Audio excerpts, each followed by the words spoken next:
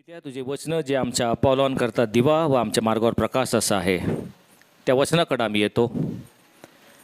बोल प्रभू, आम्ही तुझे दास ऐकत आहोत. आम्हाला ऐकणारे कान, समजणारं मन आणि त्याप्रमाणे कृती करणारा अंतःकरण तू द्यावंस असे आमच्याकडे प्रार्थना करतो. धन्यधारक प्रभू येशू ख्रिस्त याच्या नावाने मागितलं म्हणून तो ऐक. आमेन.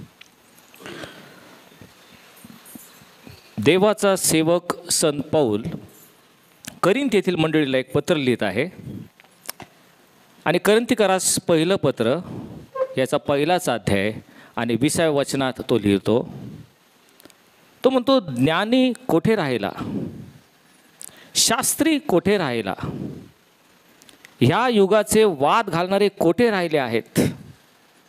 कारण देवाने जगाचे ज्ञान मूर्खपणाचे ठरवले आहे. देवाने जगाचे ज्ञान मूर्खपणाचे ठरवले आहे आणि म्हणून ज्ञानास लाजवावे म्हणून देवाने जे मूर्खपणाचे ते निवडले आणि दुर्बलास लाजवावे म्हणून जगाने शक्तिमानास लाजवावे, बलवानास लाजवावे म्हणून देवाने जे जगातील दुर्बल ते निवडले आणि जे हीनदीन, धिक्कारलेले आणि जे शून्यवत अशांना देवाने निवडले, अशासाठी की जे आहे ते त्यांनी रद्द करावे, यासाठी की कोणीही मनुष्याने परमेश्वरासमोर अभिमान बाळगू नये. संत पौल या ठिकाणी देवाचा एक गुण त्या ठिकाणी तो सांगत आहे. तो म्हणतो, जगाचे ज्ञान परमेश्वराने मूर्खपणाचे ठरवले आहे. परमेश्वर हा आमचा निर्माणकर्ता आहे आणि आम्ही त्याची हस्तकृती, त्याची निर्मिती आहोत. आणि म्हणून आम्ही जी त्याची निर्मिती आहोत, आम्ही कितीही प्रयत्न केले, प्रयत्नांची पराकाष्ठा केली, तरी हा जो आमचा निर्माणकर्ता आहे त्याला समजणं, त्याचं आकलन करणं हे आमच्या शक्तीपलीकडं आहे. हे संत पौल या ठिकाणी आम्हाला सांगायचा प्रयत्न करत आहे. आमचा देव सर्व समर्थ, सर्व ज्ञानी, सर्व व्यापी हा एक अगम्य परमेश्वर आहे. आणि म्हणून मनुष्याने आपल्या ज्ञानाचा उपयोग करून कितीही प्रयत्न केला तरी ह्या देवाच्या जवळ देखील तो पोहोचू शकत नाही. देवाची मनुष्याची तुलना जणू काय संत पौल या ठिकाणी करत आहे. मनुष्य ही परमेश्वराची सर्वश्रेष्ठ हस्तकृती. सर्व प्राण्यांमध्ये तो अधिक ज्ञानी आणि चातुर्याने भरलेला आहे. परंतु आम्ही आमचं संपूर्ण ज्ञान पणाला लावलं, संपूर्ण बुद्धी, कौशल्य, चातुर्य हे पणाला लावून जर आम्ही एखादी गोष्ट केली तर संत पौल म्हणतो ती देवाच्या मूर्खपणाच्या जवळपास जाते. आम्ही किती सर्वोत्कृष्ट गोष्ट केली तर जणू काय ती देवाने एखादी निकृष्ट गोष्ट केली त्याच्या बरोबरचं आहे आणि म्हणून आम्ही देवाशी कधी तुलनाच करू शकत नाही, हे तो दाखवतो. आणि हे दाखवण्यासाठी आपल्याला यशया देखील त्याच्या पत्रामध्ये किंवा यशया त्याच्या पुस्तकामध्ये आम्हाला सांगतो. तो म्हणतो, परमेश्वर म्हणतो, तुमच्या कल्पना त्या माझ्या कल्पना नाहीत आणि तुमचे मार्ग ते माझे मार्ग नाहीत. कारण जसं पृथ्वीच्या वर आकाश फार उंच आहे, तसे माझ्या कल्पना तुमच्या कल्पनेहून आणि माझे मार्ग तुमच्या मार्गाहून उंच आहेत. त्याचे मार्ग, कल्पना अतिशय भिन्न आहेत. जितकं जमीन आसमानाचं अंतर आहे तितके ते उंच आहेत आणि आम्ही तितके खाली आहोत. आणि म्हणून संत पौल पुन्हा एकदा म्हणतो, ज्ञानास लाजवावे म्हणून त्याने जे मूर्खपणाचे ते निवडले. हे सांगताना संत पौल शेवटी आम्हाला 25व्या वचनामध्ये तो सांगतो, 1 करिंथ 1:25, देवाचा मूर्खपणा हा मनुष्याच्या ज्ञानाहून श्रेष्ठ आहे आणि देवाची दुर्बलता ही माणसांच्या कशावरून? बळावून श्रेष्ठ आहे. ह्या वचनाकडे आज आपण थोडा वेळ विचार करणार आहोत. देवाचा मूर्खपणा मनुष्याच्या ज्ञानाहून श्रेष्ठ आहे. हे वचनाकडे थोडंसं पाहिलं तर आज आपण जो विषय आपला घेणार आहोत तो म्हणजे देवाचा मूर्खपणा. तुम्ही म्हणाल, पाळकसाहेब काहीतरी विचित्र किंवा विलक्षण विषय निवडतात नाही का. आत्तापर्यंत आम्ही देवाचं ज्ञान, देवाची बुद्धिमत्ता, देवाचं सामर्थ्य ह्याच्याविषयी आम्ही बरंच ऐकलं आहे, पण देवाचा मूर्खपणा? होय, संत पौल आम्हाला सांगतो.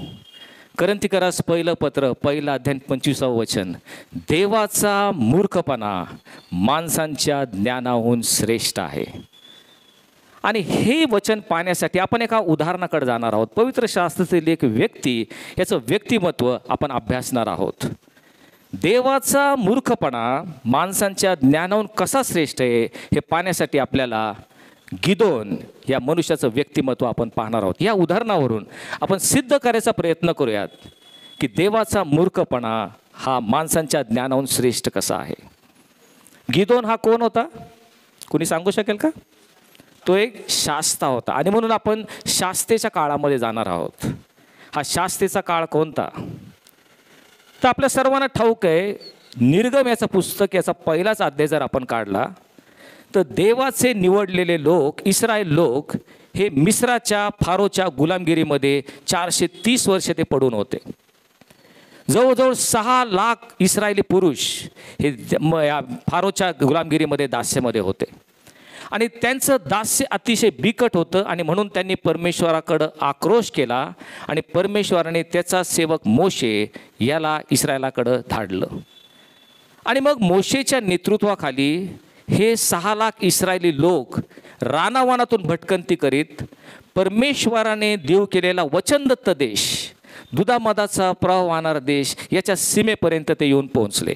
तेथे मोशे मरण पावला. नंतर यहोशवा, नूनाचा पुत्र यहोशवा याने या 6 लाख इस्रायल लोकांना वचनदत्त देशामध्ये प्रवेश करून प्रत्येक नगर जिंकून त्यांचं त्या ठिकाणी स्थलांतर करण्याचं महत्त्वाचं काम यहोशवाने केलं आणि यहोशवा देखील 110 वर्षाचा होऊन तो मरण पावला.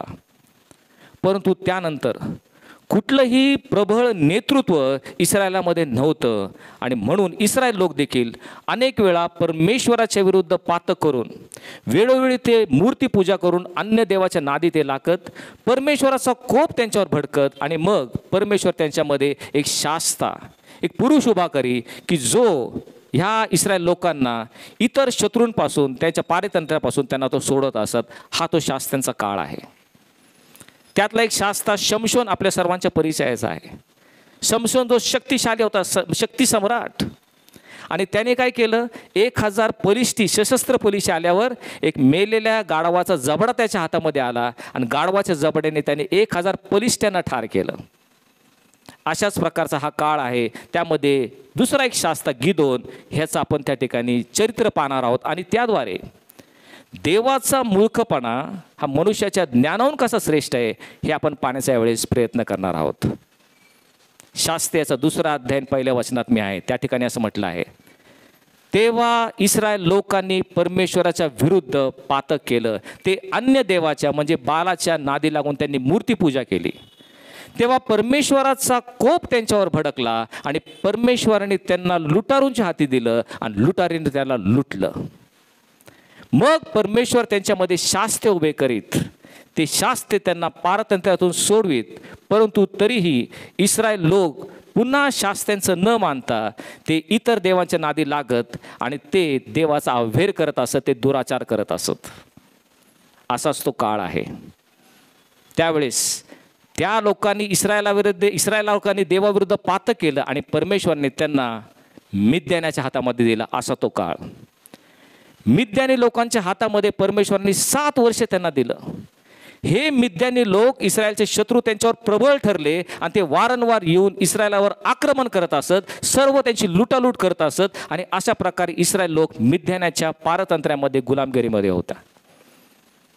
हे जे मिद्यानी लोक येत त्यावेळेस इस्रायल लोक घाबरून त्यांनी आपली घरदारे सोडली आणि डोंगरातून गुहातून जाऊन ते लपले. कारण हे मिद्यानी लोक भयंकर लोक असत. ते सर्व इस्रायल लोकांचा नासधूस आणि विध्वंस ते करत असत. पहा, देवाचे निवडलेले लोक, दुधामधाचा प्रवाह याच्यामध्ये मी तुम्हाला नेईल असं निश्चित वचन त्यांनी दिलं होतं परमेश्वराने. पण तू ज्यावेळेस त्या प्रांतामध्ये ते आले, परमेश्वराविरुद्ध पातक केलं, अन्य देवाच्या नादी लागले, मूर्तीपूजा केली आणि म्हणून परमेश्वराने त्यांना त्यांच्या घरादारातून काढून डोंगरावर ते गेले आणि त्या गुहामध्ये ते लपलेले आहेत, घाबरले आहेत, भ्यालेले आहेत, बिथरलेले आहेत. कारण मिद्यानी लोक येऊन त्यांचा विध्वंस आणि नाश करत आहे. आणि पुढं देवाचं वचन आम्हाला सांग, ज्या वेळेस हे इस्रायल लोक शेती करत असत, शेती पेरत असत, पीक आल्यानंतर हे मिद्यानी लोक त्यांच्यावर आक्रमण करीत, संपूर्ण पिकाची नासधूस करत, संपूर्ण पीक स्वतः घेत असत आणि इस्रायलामध्ये कुठल्या प्रकारचं अन्न, शेरडे, मेंढरे, बैल, गाढवे हे ते उरू देत नसत. कारण हे मिद्यानी लोक एखाद्या टोळधाडीप्रमाणे येत आणि संपूर्ण देश उजाड करीत असत, असं देवाचं पवित्र वचन आम्हाला सांगतं. इस्रायल लोक मिद्यानाला घाबरून होतो, कारण हे मिद्यानी इस्रायल लोकांवर एखाद्या टोळधाडीप्रमाणे तुटून पडत असत. आपल्याला ठाऊक आहे, जर एखादं शेत आहे, भरभरून उरलेलं शेत आहे, त्याच्यावर जर एक टोळधाड आडली तर काही मिनिटात, काही तासातच संपूर्ण शेत उद्ध्वस्त करतं. तिथे काहीच ते पिकू देत नाही. अशा प्रकारे घाबरलेले लोक आहेत. आणि मग ह्या इस्रायल लोकांनी पुन्हा एक वार परमेश्वराचा आक्रोश केला. हे इस्रायल लोक देवाचे लोक, परंतु स्वतःच्या घरामध्ये राहण्याची सोय आता राहिली नाही. जे पिकवतात ते मिद्यानी लोक घेऊन जातात. त्यांचे शेरडे, मेंढरे, गुरेढोरे, बैलगाडवे सर्व मिद्यानी लोक लुटून नेत आहेत. आणि ह्या इस्रायल लोकांना आता गुहात राहण्याची वेळ आलेली आहे. अशा वेळेस या इस्रायल लोकांनी आक्रोश केला आणि पुन्हा एक वार परमेश्वराचा धावा त्यांनी केला. त्यावेळेस असं सांगता मला शास्त्याचा 6वा अध्याय आणि त्याच्यामध्ये परमेश्वराचा दूत अफ्रा नावाच्या एका राज्यामध्ये आहे, ठिकाणी आहे, आणि तो एका वृक्षाखाली बसलेला आहे. आणि हा परमेश्वराचा दूत अफ्रा येथे वृक्षाखाली बसलेला असताना योश नावाचा जो मनुष्य आहे त्याचा पुत्र गिदोन याला तो पाहत आहे. या गिदोनाकडे आपण येत आहोत. आणि हा दूत त्याला काय पाहतो, हा जो गिदोन आहे हा मिद्यानापासून आपल्या गव्हाचा बचाव व्हावा म्हणून द्राक्षकुंडात गव्हाची जोडणी करत आहे. पहा काय चित्र आहे. परमेश्वराचा दूत गिदोनाला पाहत आहे. हा गिदोन मिद्यानापासून आपल्या गव्हाचा बचाव व्हावा म्हणून गव्हाची जोडणी द्राक्षकुंडात करीत आहे. गव्हाची जोडणी द्राक्षकुंडात कोणी करतं का? द्राक्षकुंडात काय होत असतं आपल्या सर्वांना ठाऊक आहे. द्राक्षकुंडामध्ये द्राक्ष आणले जातात, ते द्राक्ष पायाने तुडवले जातात, त्यातून द्राक्षरस काढला जातो. ही प्रक्रिया द्राक्षकुंड जी एखादी खोली आहे त्या खोलीमध्ये केली जाते. गव्हाची जोडणी एखाद्या खोलीमध्ये होत नाही. गव्हाची जोडणी कुठे होते?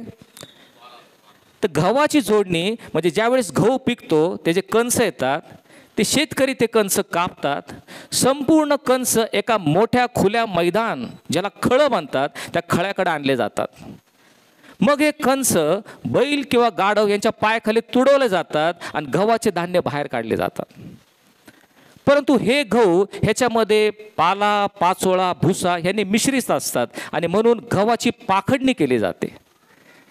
ती पाखडणी करत असताना गहू सुपात घेतले जातात आणि वाऱ्याने ते हलवले जातात. ते हलवल्यावर जड गहू खाली पडतात. पाला, पाचोळा आणि भुसा वाऱ्याने उडून थोडा बाजूला पडतो. गहू कोठारात साठवले जातात आणि भुसा अग्नीत टाकला जातो. ही गहू जोडणीची प्रक्रिया आहे जी खुल्या मैदानात होते. पण हा गिदोन गव्हाची जोडणी बंद खोलीत द्राक्षकुंडात करत आहेत का? घाबरलेला आहे, बिथरलेला आहे, भयभीत झालेला आहे. कशासाठी भयभीत झालेला आहे? मिद्यानी लोक येऊन त्याचे गहू निसकवून घेतील, पळून नेतील म्हणून घाबरलेला गिदोन गव्हाची जोडणी द्राक्षकुंडात करत आहे. ह्या घाबरलेल्या बिथरलेल्या गिदोनास परमेश्वराचा दूत प्रगट झाला आणि परमेश्वराचा दूत गिदोनास म्हणतो, हे बलवान वीरा, परमेश्वर तुझ्याबरोबर आहे. काय म्हणतो तो? हे बलवान वीरा, परमेश्वर तुझ्याबरोबर आहे. परमेश्वरा, कुठल्या दृष्टिकोनातून तुला तो बलवान वीर दिसतो? मला तर वाटतं हा थोडासा मूर्खपणा होईल. परमेश्वरा, हा गिदोन आहे, घाबरलेला आहे, भीतीने गर्भगळीत झालेला आहे, नकाशिकात कंप सुटलेला आहे. आपलेले गहू मिद्यानेने घेऊन नाही म्हणून द्राक्षकुंडात जाऊन लपून छुपून गहू झोडत आहे आणि तू त्याला बलवान वीर म्हणतो? आमच्या दृष्टिकोनातून मूर्खपणा ठरेल. पण परमेश्वर ह्या बिथरलेल्या घाबरलेल्या गिदोनाला म्हणतो, हे बलवान वीरा, परमेश्वर तुझ्याबरोबर आहे. परमेश्वराचा मूर्खपणा माणसांच्या ज्ञानाहून श्रेष्ठ आहे. आणि मग परमेश्वर गिदोनाकडे वळतो आणि परमेश्वर गिदोनाला म्हणतो, उठ, आपल्या बळाचा उपयोग कर आणि इस्रायलापासून मिद्यानाला सोडव, मी तुझबरोबर आहे. या घाबरलेल्या गिदोनाला परमेश्वर सांगत आहे, उठ, आपल्या बळाचा तू उपयोग कर, इस्रायलाला मिद्यानापासून सोडव, मी तुझबरोबर आहे. परमेश्वरा, हे कसं काय शक्य आहे? त्या मिद्यानाकडे बघ, एखाद्या टोळधारीप्रमाणे येतात, संपूर्ण इस्रायलाचं शहर उद्ध्वस्त करतात, सर्व काही लुटून नेतात. मोठमोठे शौर्य आहेत, योद्धे आहेत, वीर आहेत, त्यांना ह्याच्यासाठी काबू आणत नाही. आणि तू ह्या गिदोनाला म्हणतोस आपल्या बळाचा उपयोग कर. हा गिदोन एखादा सैनिक नाही, कुठलाही तो लढवय्या नाही, तो एखादा योद्धा नाही, त्याला कुठल्याही लढाईची त्या ठिकाणी प्रशिक्षण नाही, त्याला लढाई करता येत नाही. आणि या गिदोनाला तू म्हणतोस आपल्या बळाचा उपयोग कर. परमेश्वर हा मूर्खपणा ठरेल. पण परमेश्वर म्हणतो उठ, बळाचा उपयोग कर, मी तुला विजय मिळवून देईल. परमेश्वर अगम्य आहे, त्याचे मार्ग आम्हाला कळत नाहीत. तो ह्या गिदोनाला आव्हान करत आहे उठ. तेव्हा गिदोन परमेश्वराला काय म्हणतो? तो म्हणतो हे परमेश्वरा, इस्रायलाचे जे 12 वंश आहेत त्यातला जो मनुष्य वंश आहे त्यातल्या सर्वात दरिद्री जे कुळ आहे त्या कुळातला मी आहे, आणि माझ्या बापाचं जे घराणं आहे त्यात मी सर्वात धाकटा आहे. त्याची कमकुवत बाजू तो सांगत आहे. तो किती दुर्बळ आहे हे तो कबूल करत आहे. परमेश्वरा, इस्रायलाचे 12 त्या ठिकाणी वंश आहेत, प्रत्येक वंशामध्ये काही कुळ असतात. मनुष्य वंशातले जे सर्वात दरिद्री कुळ आहे, ज्याच्याकडून तुम्ही कुठलीच अपेक्षा करू शकत नाही, जे कुठल्याच कामाचे नाहीत, असं कुचकामी जे कुळ आहे त्या कुळात मी आहे. आणि माझ्या बापाचं जे घराणं आहे त्यात सर्वात धाकटा मी आहे. माझ्यापेक्षा वडील लोक आहेत, जे त्या ठिकाणी शौर्य आहेत, जे सुंदर बांधेचे आहेत, ज्यांची सुंदर शरीरयष्टी आहे, युद्ध करू शकतात. मी तर सर्वात धाकटा आहे, माझ्याकडून युद्ध कसं होणार? हा गिदोन प्रामाणिकपणे आपली कबुली त्या ठिकाणी देत आहे. पहा, तो त्याची बाजू सांगत आहे. तो कशा प्रकारचा मनुष्य आहे? मी दरिद्र्या कुळातील एक धाकटा दुर्बळ असा मनुष्य, अशी कबुली तो देतो. त्यावेळेस परमेश्वर त्याला म्हणतो गिदोना उठ, मी तुझबरोबर आहे. जसं एखादा माणसाला मारावे तसे एक जात तू या सर्व मिद्यानांना ठार करशील. परमेश्वरा हा तर मूर्खपणा ठरेल.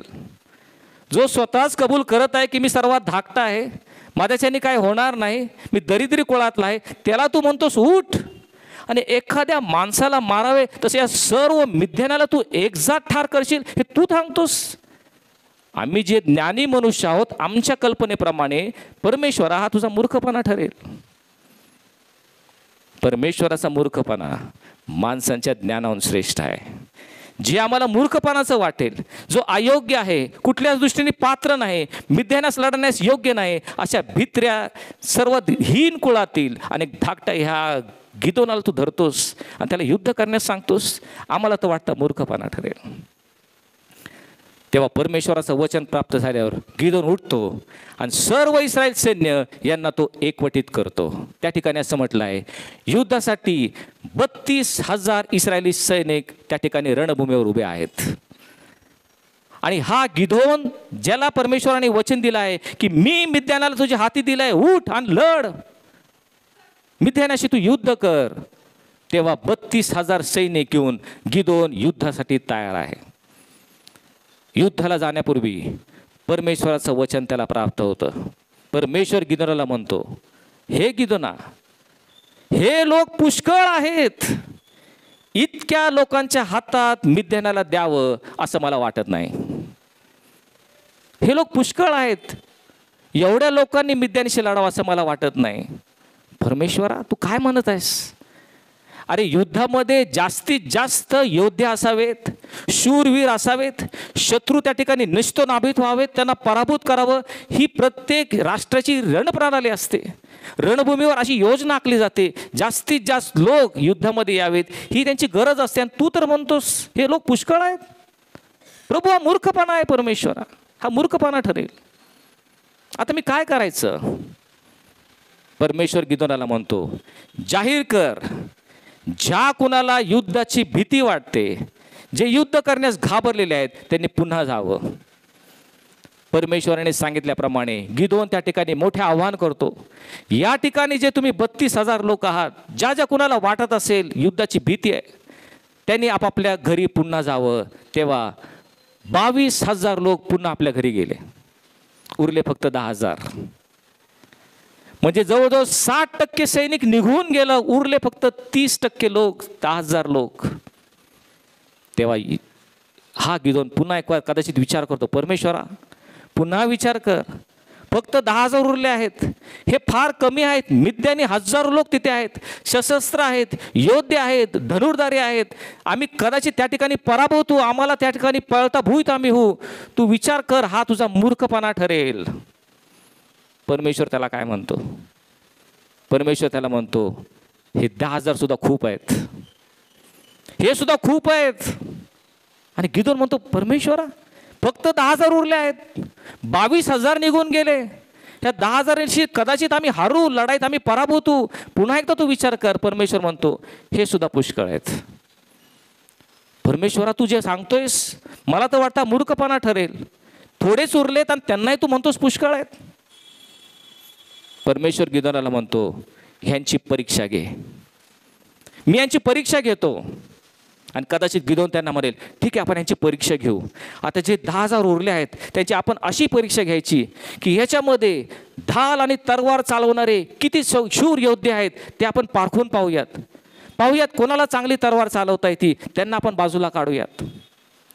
ह्याच्यामध्ये जे धनुर्धारी आहेत, उत्तमरित्याने बाण मारू शकतात, अचूक बाण भेदू शकतात, त्यांना आपण बाजूला काढूयात. जे भालाफेक करणारे आहेत, भालाने त्या शत्रूंना मारणारे असे जे कुशल आहेत, निपुण आहेत, यांना आपण बाजूला काढूयात आणि त्यांच्याशी आपण युद्ध करण्यास तयार होऊयात.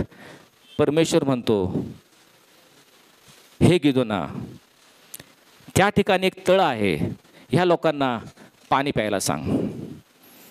आणि गिदोन कदाचित परमेश्वराला म्हणतो, अच्छा ठीक आहे, म्हणजे ह्यांनी पाणी पिल्यानंतर तू त्यांची परीक्षा घेणार आहेस का?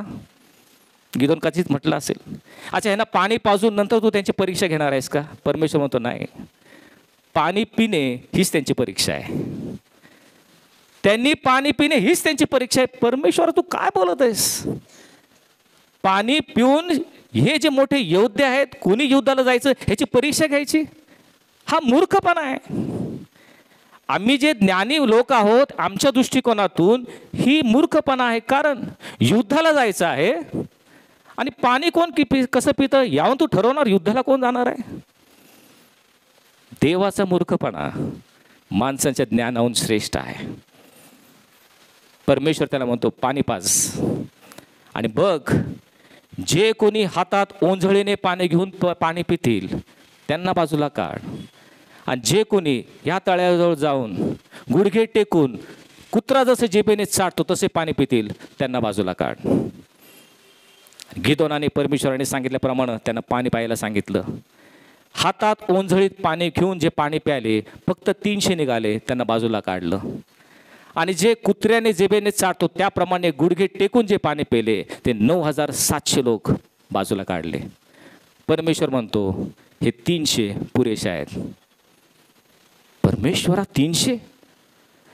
परमेश्वरा काही वेळापूर्वी 32,000 लोक होते, त्यातून फक्त 300 तू काढलेस. परमेश्वरा मूर्खपणा होईल. 300 लोकांनी आम्ही जायचं आणि ते हजारो मिद्यानी आहेत त्यांच्याशी आम्ही लढायचं, हे मूर्खपणाचं ठरेल. संत पौल म्हणतो, देवाचा मूर्खपणा माणसाच्या ज्ञानाहून श्रेष्ठ आहे. मी सांगतो तसं तू कर. हे 300 लोक माझ्यासाठी पुरे आहेत. 9,700 लोकांना घेऊन पाठवून देतो. उरतात फक्त 300 लोकांना घेऊन मिद्यानाची छावणी आहे त्या ठिकाणी जाऊन हा गिदोन लपतो. रात्रीची वेळ आहे. मिद्यानी लोक आता गाढ झोपलेले आहेत. खाली खोऱ्यामध्ये मिद्यानी लोकांच्या छावण्या आहेत. हजारोंच्या तादाने ते मिद्यानी लोक आहेत. आणि हा गिदोन केवळ 300 लोकांना घेऊन डोंगरावर एका झाडीमध्ये लपलेला आहे. तेव्हा परमेश्वर गिदोनाला म्हणतो, हे गिदोना, रात्रीची वेळ आहे, उठ, खाली उतर, मिद्यानाच्या छावणीवर चाल कर, कारण मी मिद्यानाला तुझ्या हातामध्ये दिले आहे. गिदोना, हे 300 लोक घे, खाली जा आणि मिद्यानाच्या छावणीवर पराक्रम करून चाल कर, कारण मी मिद्यानाला तुझ्या हाती दिले आहे. पुन्हा गिदोन म्हणतो, परमेश्वरा, मला वाटतं हा कदाचित आपला थोडा फाजील आत्मविश्वास ठरेल. आम्ही केवळ 300 आहोत, युद्धही केलं नाही, युद्धाला सुरुवातही केलं नाही, आणि तू म्हणतोस मिद्यानाला मी तुझ्या हाती दिला आहे. म्हणजे युद्ध सुरू करण्यापूर्वीच जिंकल्याची ग्वाही? असं आमच्या मनुष्यामध्ये होत नाही. एखादा खेळ करण्यापूर्वीच आम्ही जिंकलो आहोत असं कोणी त्या ठिकाणी जाहीर करतं का? हा मूर्खपणा ठरेल. असं करू नकोस, अजून युद्धही झालं नाही आणि तू म्हणतोस मिद्यानाला तुझ्या हाती दिलेला आहे, तुम्ही त्याच्यावर पराजय मिळवला आहे, अशी ग्वाही तू करतोस. हा कदाचित वेगळा किंवा फाजील आत्मविश्वास ठरेल, परंतु आपल्याला ठाऊक आहे देवाचा मूर्खपणा माणसाच्या ज्ञानाहून श्रेष्ठ आहे. तो म्हणतो मी तुला ऑलरेडी मिद्यानाला तुझ्या हाती दिलेला आहे, तू विजय झाला आहेस हे समज. युद्ध करण्यापूर्वी जरी केवळ 300 लोक आहेत तरी. तो म्हणतो ठीक आहे, मी युद्धाला सुरू करतो. आता हे जे 300 लोक आहेत, तो म्हणतो त्यांना 3 गटामध्ये तू वाट. एक उत्तरेकडे, एक दक्षिणेकडे आणि एक पूर्वेकडे असेल. 100-100चे 3 गट. आणि मग ह्या 3 गटांनी वेगवेगळ्या बाजूने येऊन हे जे ह्या ठिकाणी मिद्यानी लोक आहेत त्यांच्या छावणीवर तुम्ही आक्रमण करायचं. आणि मग गिदोन त्यांना सांगतो, पहा तुम्ही तिघांनी मी सांगेल तसं करायचं. रात्रीच्या प्रहरी मी एक रणशिंग वाजवेल. रणशिंग वाजवलं की युद्धाला सुरुवात झाली अशी घोषणा होते. आणि मग तुम्ही ह्या छावण्यांवर आक्रमण करायचं. सगळे तयार होतात, आम्ही आक्रमण करायला तयार आहोत. आमच्या हातामध्ये कोणकोणते हत्यार तू देणार आहेस? गिदोन म्हणतो तुम्ही 3 गट करा. 3 गट होतात आणि म्हणतो आता तुम्ही त्या छावणीवर आक्रमण करायचे. आम्ही हातात काय घेऊन जावं? कुणी म्हणतं आम्ही तलवार घेऊ, आम्ही बर्ची घेऊ, आम्ही भाला घेऊ, आम्ही ढाल तलवार घेऊ, आम्ही बाण घेऊ, धनुष्य घेऊ. हे घेऊन आम्ही त्या ठिकाणी अटॅक करू, त्या शत्रूंवर चाल करून जाऊ. गिदोन म्हणतो नाही. परमेश्वर गिदोनाला म्हणतो हे सर्व हत्यार त्यांना देण्याची गरज नाही. मग त्यांनी युद्धासाठी काय लढायचं? खाली मिद्यानी लोक सशस्त्र लोक आहेत, त्यांच्या हातामध्ये ढाल तलवारी आहेत, भाले आणि बर्ची आहे, त्यांच्याकडे उंच धनुष्यबाण आहेत. ते सरळ त्या शत्रूंचा खात्मा करू शकतात.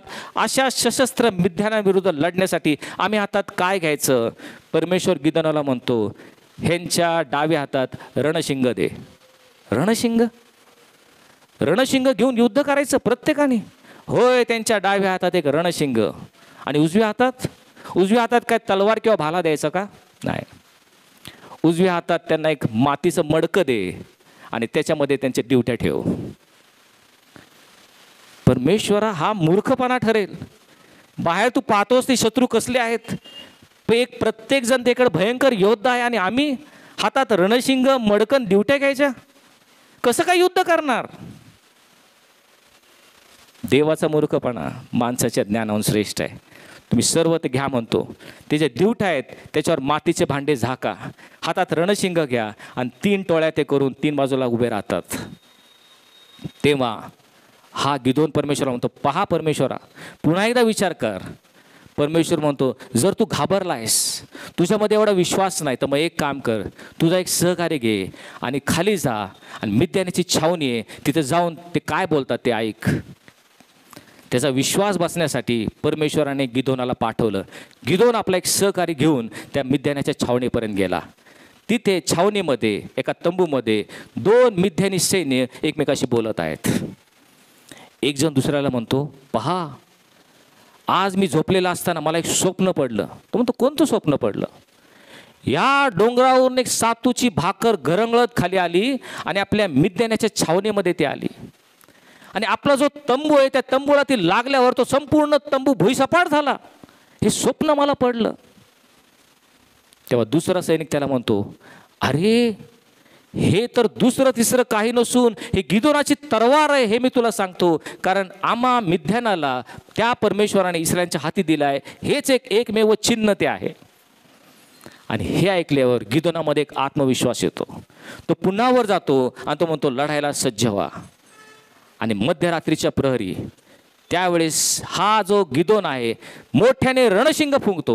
रणशिंग फुंकल्यावर सर्वजण रणशिंग फुंकतात. एक मोठा आवाज त्या ठिकाणी होतो आणि त्यावेळेस सर्व मिद्यानी सैनिक जे गाढ साखर झोपेमध्ये आहेत सर्वांना जाग येते. आणि सर्वांना जाग आल्यावर त्यांना कळतं की हे शत्रू जे आहेत आमच्यावर आक्रमण करत आहेत.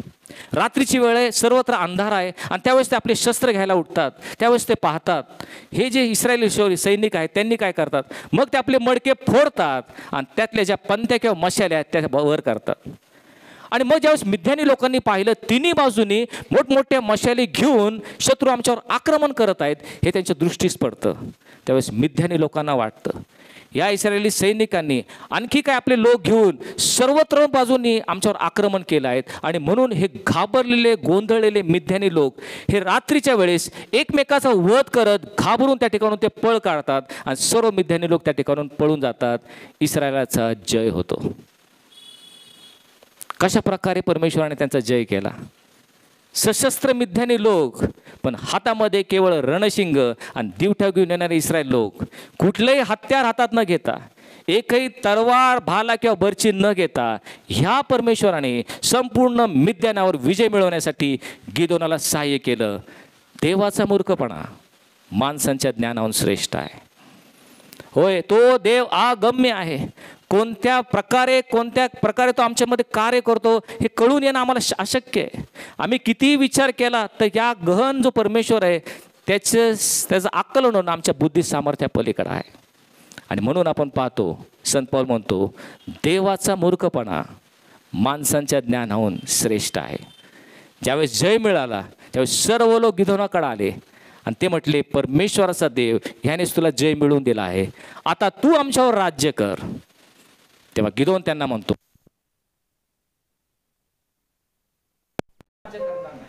जो परमेश्वर आहे तोच तुमच्यावर राज्य करेल. आणि त्यानंतर 40 वर्ष गिदोनाने शास्ता म्हणून त्यांच्यावर राज्य केलं. त्या काळामध्ये इस्रायलला सर्व शांतता प्राप्त झाली. या उदाहरणावरून आपल्याला दिसतं की देवाचा मूर्खपणा माणसांच्या ज्ञानाहून श्रेष्ठ आहे. प्रार्थना करू. स्वर्गीय तुझे आभार मानतो, तुझ्या नावाला धन्यवाद देतो. बरोबर परमेश्वरा, तू सर्व ज्ञानी सर्वव्यापी आमचा देव आहेस. आम्ही किती विचार केला प्रभू, बुद्धीचं आकलन केलं तरी तुझं आकलन होणं, तुला समजणं आमच्या बुद्धी पलीकडे आहे.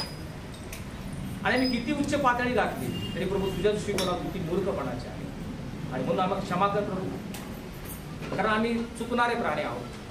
परंतु तू आज आम्हाला दाखवून दिलं आहेस की देवाचा मूर्खपणा माणसाच्या ज्ञानामध्ये श्रेष्ठ आहे. तुझ्या दृष्टिकोनातून योग्य ते जीवन जगण्यासाठी, तुला संतुष्ट करण्यासाठी प्रत्येकाला तू सहाय्य कर. धन्यवाद प्रभू येशू ख्रिस्त, त्याच्या नावाने मागितलं म्हणून